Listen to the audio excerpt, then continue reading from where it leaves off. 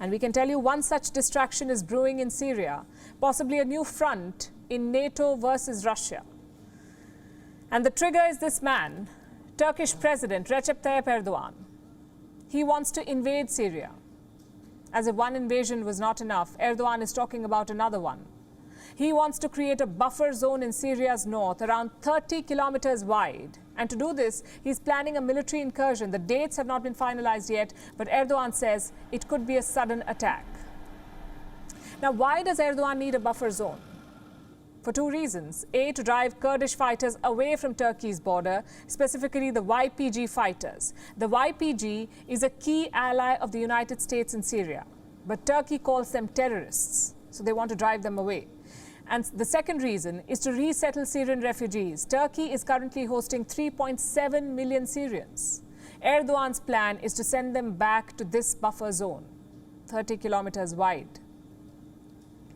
So that answers the question, why? Next question, why now?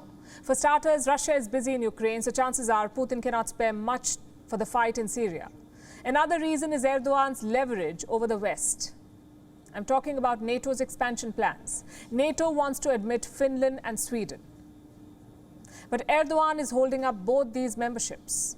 Only he can speed up NATO's expansion, and in return, he could ask for anything, funds, military assistance, or in this case, a green light for the Syrian operation, whatever he wants. Having said that, there will be a backlash, we know. US Secretary of State Antony Blinken says the move will undermine regional stability.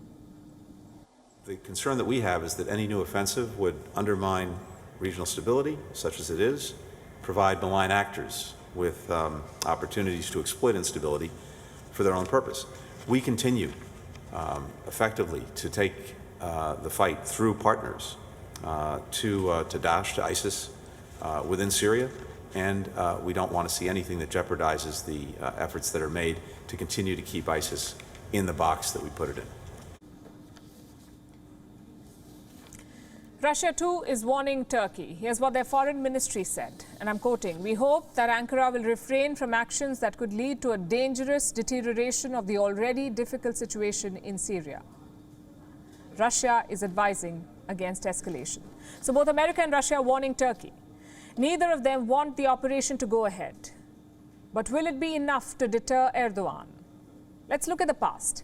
Since 2016, Turkey has launched 3 operations into northern Syria. Each time they fought the Kurdish fighters. And each time they got more territory. So there's no reason to think that Erdogan is bluffing. In fact, this time he has more reasons to attack. 2023 is election year in Turkey. The economy certainly will not get Erdogan re-elected. Maybe a military operation will. Nationalist voters in Turkey generally support attacks against the Kurds. Also this time, he has insurance. Both NATO and Russia are keen to please him.